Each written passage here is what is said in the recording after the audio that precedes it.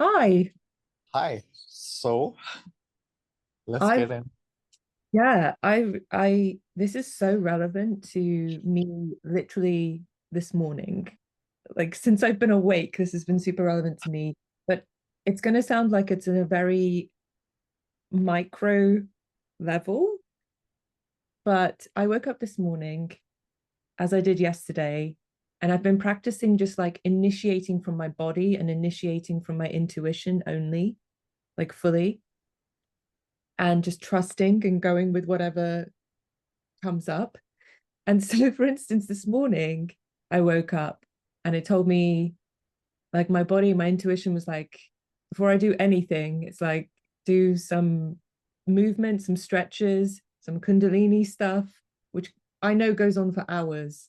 So I was like, okay, what, like, no water, no food, no breakfast, because I'm very food motivated. And it was like, nope. So like, okay, cool. So I did that for a few hours. And then when that finished and it was time for me to move on to the next thing, and I was checking in, I was like, okay, it's been hours. Can I eat? Can I have a coffee? Like in this very like weird way. I was like, am I allowed to like take care of myself and just have a few minutes off the plan of my big mission, that kind of thing? And it was like, yeah, of course. Go have a coffee now. Now it's okay to have a coffee because I know what the next thing I need to do is, but I was like, can I shoehorn in Mm, actually taking care of myself as well? So I did. mm, I had some, I had a coffee, I had a shower, got ready, and all of that. I instinctively felt like I normally drink my coffee downstairs and look out the window. And this morning I was like, I want to come upstairs, be here, turn my laptop on, which I never normally do because I want to actually be present with my coffee. And then I saw you go live and I was like, I want to be on that. So, couple things to make this make more sense. In my particular instance, in the last like 48 hours, I've realized how I am 80% in on being committed to listening to my intuition. mm, I'm not fully in. And so that's what I've been practicing in the last 48 hours. It's like, what would it be like if I was fully like, whatever you say, I will not argue. I will just do it immediately mm. as soon as I get the urge. And so that's where I think this like the same thing happened yesterday morning. I woke up and it was like immediately like get up, go outside, go for a walk before you have anything. And I was like, what? My ego was just like, no, I don't want to do that. So I did it. And then it made me do weird things like run uphill, which is I don't do cardio full stop. So I was like, this is what is this? And there has been this war in my ego of like, oh, is this what it's going to be like now? I'm going to have to do all this stuff I don't want to do. Um, which is fine. I can deal with that. But there was this fear of like, yeah, the looking after myself fear really came up where I was just like, oh my God, am I going to turn into like a weird monk on a hill? Because I don't want that lifestyle. I don't want the ascetic life, but I'll do it because I'm committed. But I also wouldn't be very, my mind is like, but that wouldn't make me very happy. And then I realized, like, yeah, my soul doesn't want me to be in resistance. That's not how it works. I also don't think that you can fall off the path. Like actually, even when I thought like this morning in these micro little small scale things, when I thought like, oh, can I take a break from doing the mission? It's like that turned out to be exactly what I was supposed to be doing.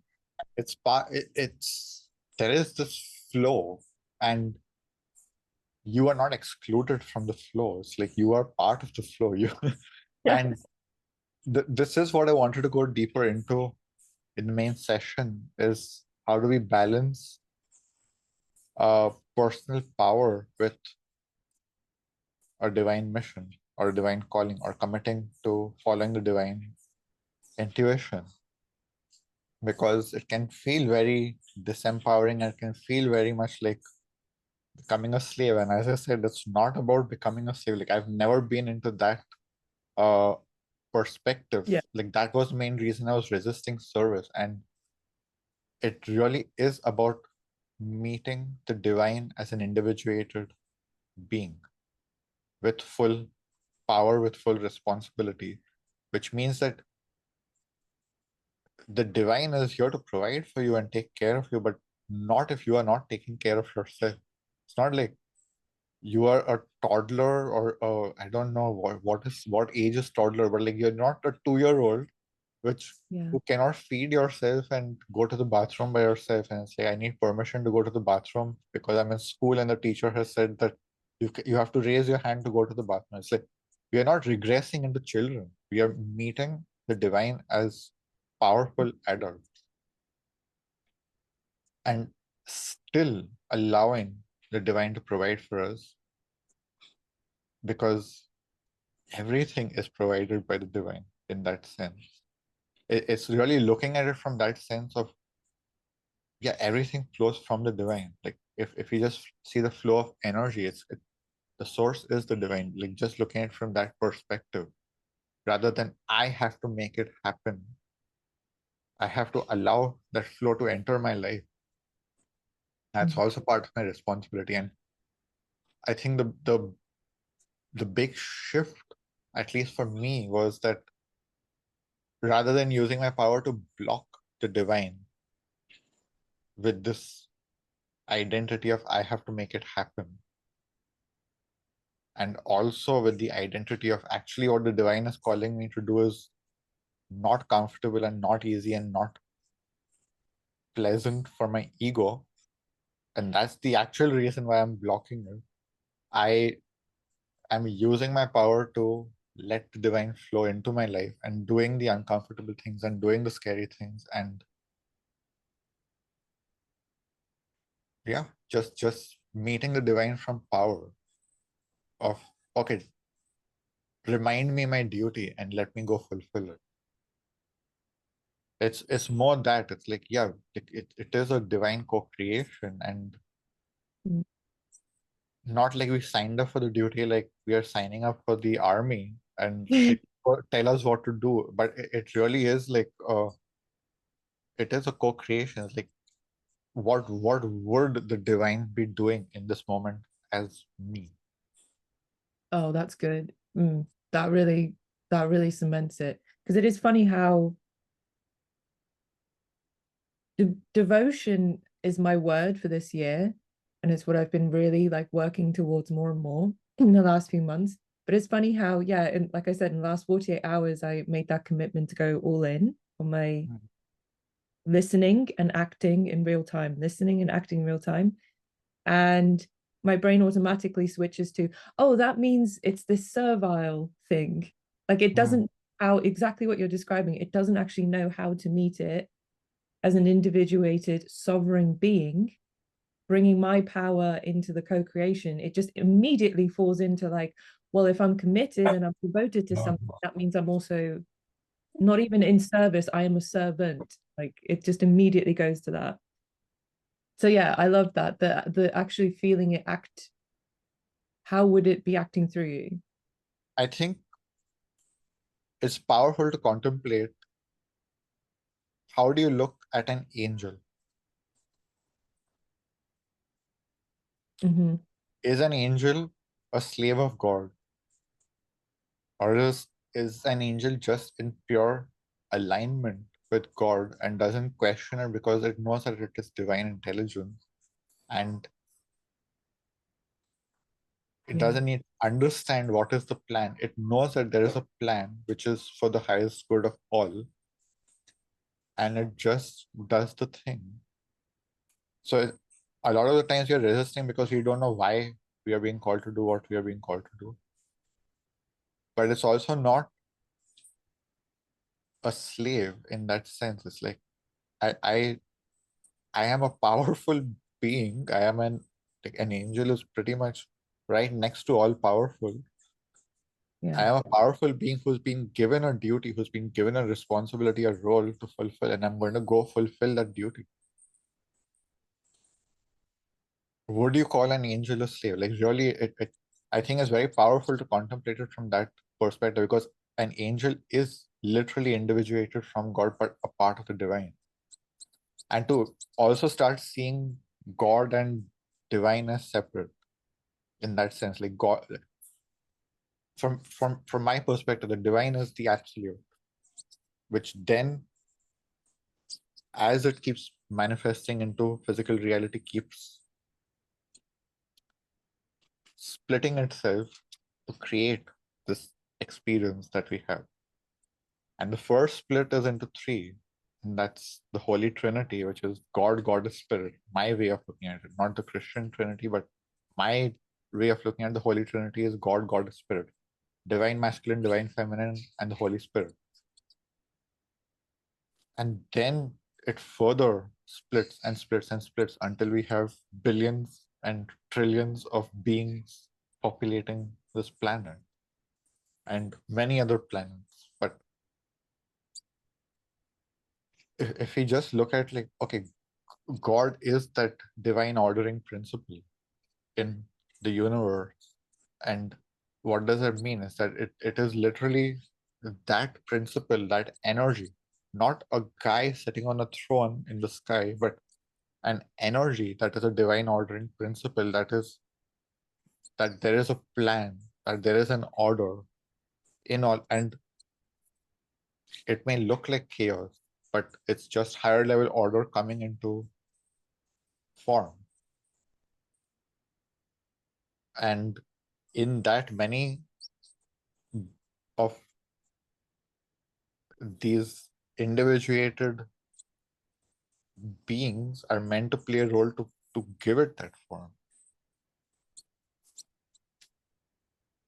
I think what I'm realizing also is that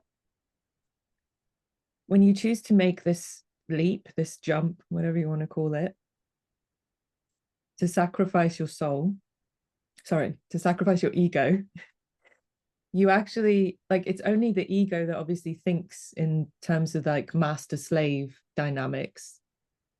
But when you do Exactly. jump, it's no longer, it's like you're actually living from your soul. That is the sovereign, individuated, powerful part of you that is actually working with and co-creating and allowing the divine to come through it. Yeah.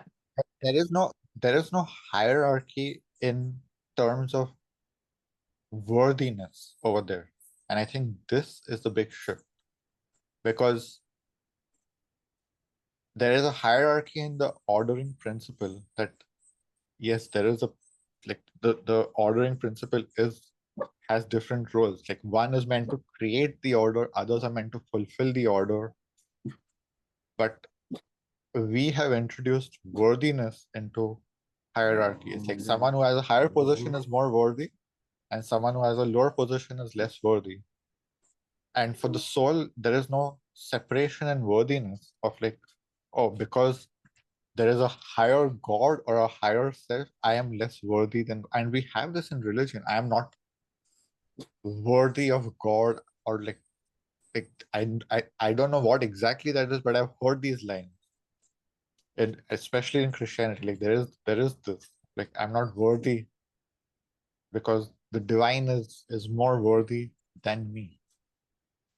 And from my perspective, the soul doesn't have that hierarchy. It understands that there is a hierarchy in the divine order, and we are meant to play a role.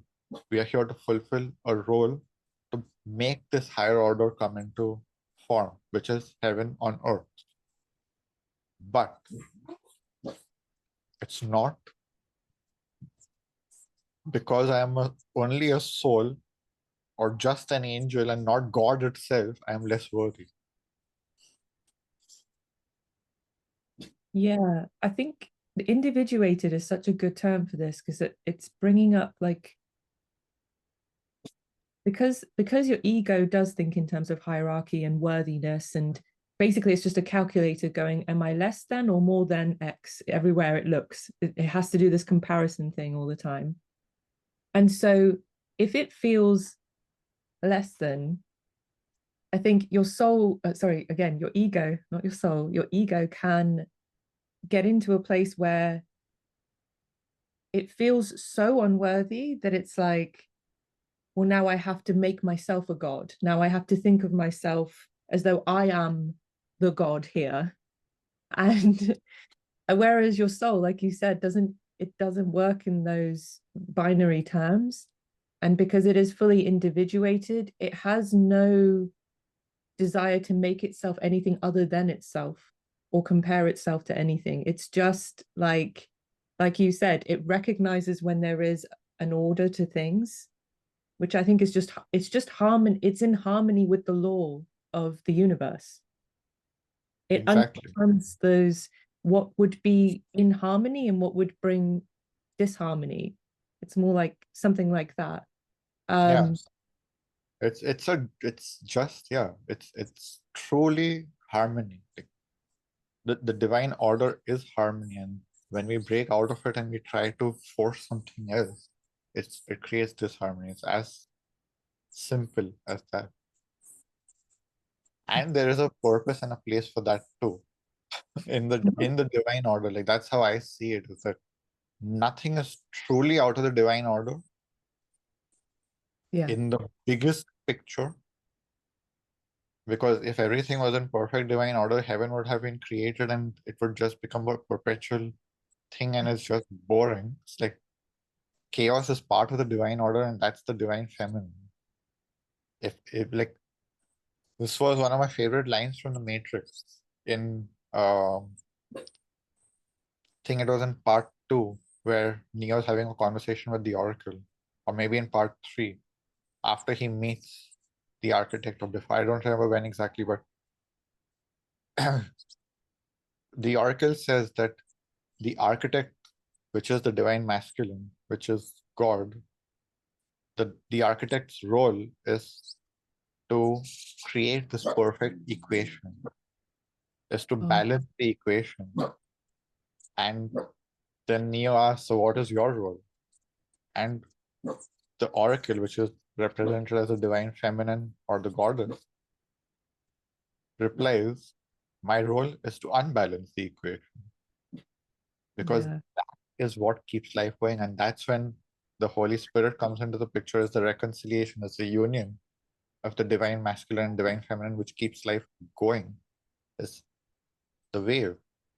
It's going perfectly, but then a disruption comes and it goes down, and then it build up, and disruption comes. That is life. That is the absolute divine order. That's what I said. Like there is God's order, and then there is the divine order.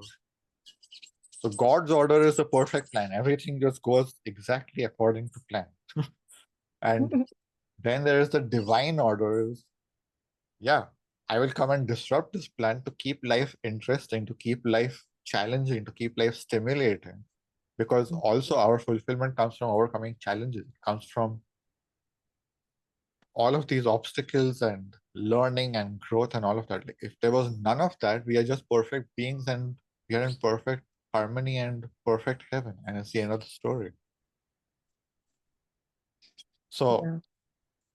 I am really more focused on the divine order rather than God's order, because also I believe that there are many gods with many different orders, with many different plans, which also creates a lot of chaos and harmony. And you can belong to one god and you're in the heaven of that one god, but there are many forces at play here. So since you've crossed over to the other side, It's in progress, I would say. yeah, but can you describe the difference now between, like, I'm curious to know, you feel individuated despite sacrificing your ego and it's your ego desires or ego wants and everything. You I've still sacrificed the ego desires and needs of, like, the need to prove myself. That was the biggest, or the, like, one of the fundamental pieces that was blocking me, especially in fulfilling my divine duty. but So yeah, your question. you still have like a personality. Of course, and a strong one. Yeah, And I that's think that is the individuation. Like angels, again, angels I think are a great yes. way to look at it. Angels have strong personality, at least the way they're described. they are very individuated, they have very strong personality. Yeah, I love that. I was actually weirdly, when you said that, I was looking at an image of an angel when you were going live. It was on my computer, and I was like, that's cool.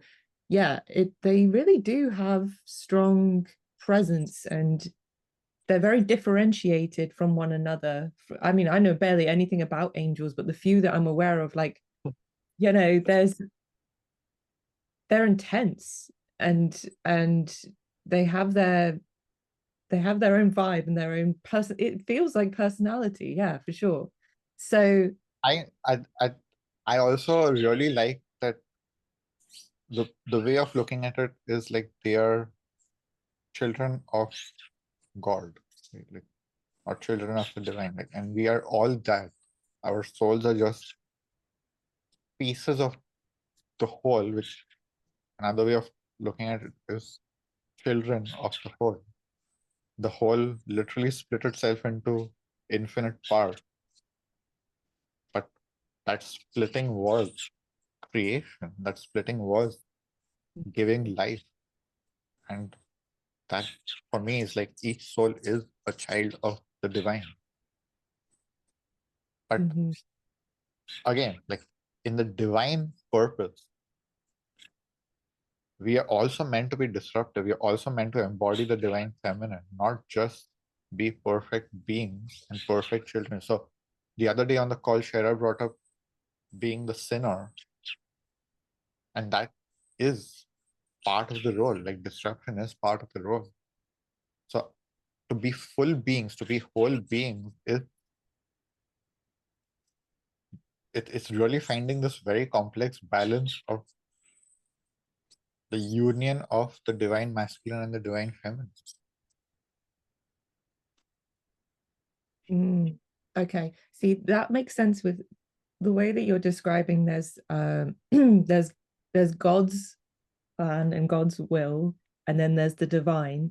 Because if you keep in mind the divine, then you can be the divine masculine and the divine feminine and switch between the two, and not get locked into anything. You can just be anything, because that's what it is. It's all the things. It's the divine. Yeah, I like that. Okay. Yeah, and not forgetting the Holy Spirit, which is the balancing force, which is the harmonizing force, the one that creates harmony between the masculine and the feminine. Like this, I think this is the higher perspective, is that harmony is not just perfect order of the divine masculine, which Yeah. is what patriarchy has been. I will tell you exactly how life will unfold and you have to follow my order. But like the Holy Spirit is the one that's creating the harmony between these two, that they don't kill each other. like like like a couple or a mother and father is like, okay, like you have your will, I have my will, you have your duty, I have my duty, but our duty is to the family, to the children, to the whole, to myself and to you. And it's a very complex thing to balance. It's not as simple as I will just get divine orders and do exactly the thing I'm meant to be doing. It's in some ways it is as simple as that. Like if I get divine orders, not God's orders, but divine. It's like I disrupt when I'm meant to disrupt. I create when I'm meant to create. I think I don't remember, but just remind me. The other day in the wormhole, I did speak about invoking the force of destruction, or no? I think I spoke about it either in a live stream or in one of the wormhole calls, but like invoking the force of destruction to disrupt limitations, to disrupt illusions, to disrupt old paradigms which are no longer meant to Mm. exist. Like that's also part of our role. We are meant to disrupt and break things that do not work anymore. So for me, and then also we have so we have the role to create, we have the role to disrupt, and we have the role to harmonize, which is the Holy Spirit. So like when we are seeing that there are like this is what Trump is playing between Ukraine and Russia, or between whatever. Like he's the peacemaker. He's I the don't know holy. how well he's playing that role. At least he claims to be playing that role. But let's Yeah. just see, like like okay, a peacemaker in the world. Like forget Trump, whoever is a peacemaker. Like that's their role. Is okay. I see two opposing parties. I know my role is to help them to harmonize and come into balance, come into union. So yeah, there are some beings who are meant to play all three roles, and there are some beings who are meant to play just one role or two roles, whatever. Like there are many different variations also within our own life. In one part of our life, we may have been complete disruptors, then we switch into creators, then we switch into peacemakers, whatever. Like, or you're just switching between. Like for me, I'm switching between all three roles all the time. It drives me insane, but and it's very difficult to know like what am I supposed to be doing now? What am I meant to be doing now? But that is where the intuition comes into play. Okay, in this moment, this is what's going on. This is what is meant to be happening. So you really have to look at it from a moment to moment basis and not, these are the rules of how to live life. These are my 12, 14, 15, 20 commandments, 10, how many ever you want. And I have to keep following all of this to live a perfect life. Like that is a very masculine oriented way of looking at it. And I have constantly been saying divine, not God, divine. Surrendering to the divine will, not God's will, divine will. And there is a huge difference, and I'm very happy that this discussion has taken place because the amount of clarity that comes through here makes us understand also why personal power is so important. It's not God gave me a command and I have to do it. Well, what is a goddess saying? What is the spirit saying in this moment? So what is the divine saying? What is my divine role in this moment? And that is why I feel like the individuation, like, again, I have not studied religion a lot, but I'm guessing like this is where angels can also contradict God and stand up and rebel and do whatever, because I don't know the full story. I've only watched the show Lucifer, so my whole mythology is based on the TV show Lucifer. But yes, there was this whole fight between the god and the goddess, and apparently there was all of this happening, right? Like with the whole story with Lilith and the demons and all of that stuff. So it's just, yeah, God says those are demons. They are bad because they're disrupting my plan. But that is literally their divine purpose. Yeah, it definitely reconciles a lot of plot holes in Christianity. uh, because the major one being in the Christian story, like Old Testament, why would God have create, like he's omnipresent, omnipotent, everything. So why would he create the thing that he then needs to fight against and complain about endlessly and be like, don't be like those guys, they're the bad ones. And you're like, what? But you made them. So yeah, it's makes a little bit more sense than that story at least. Hmm. And yeah, I also feel like in terms of freeing yourself up to play whatever role, I mean, I think with most people, yeah, you do go through the kind of pendulum. You get locked into one for a while, then you go to the other extreme, and once you've done that a few times, you kind of don't want to be locked into one anymore, and you're a lot more welcoming to playing all three. Mhm. Because you have been playing all three, because you've been the pendulum going through one end of the spectrum to the other. So eventually you're like, why don't I just lean into this and let whatever be? And also it's part of accepting yourself, isn't it? Like all parts of yourself. So Yeah, yeah,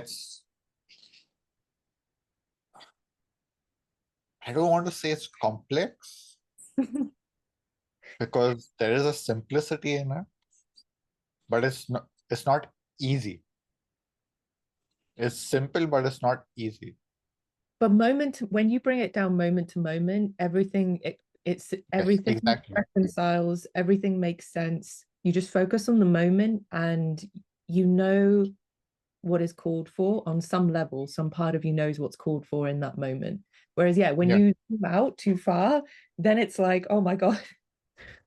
yeah, But again, it's not really, that's also something you're surrendering, right? Is you don't have to keep trying to figure out what the next 5 steps are. yeah, exactly. Like that is the practice of really like, okay, what is this divine moment of truth? DMT. That's wow, that's a good one. Yeah, Then I was just looking at my video, like this looks so artificial, my background it right does. now. It does a bit, actually. Yeah, yeah, yeah. And you're wearing a very DMT shirt compared to what you've been wearing recently. So it's like Okay, interesting. so it's 33:33 on the clock of how long we had spoken at that second. So uh Amazing. I think this is a great completion for this discussion. And I will see you in a few hours, I guess. For Yeah, this.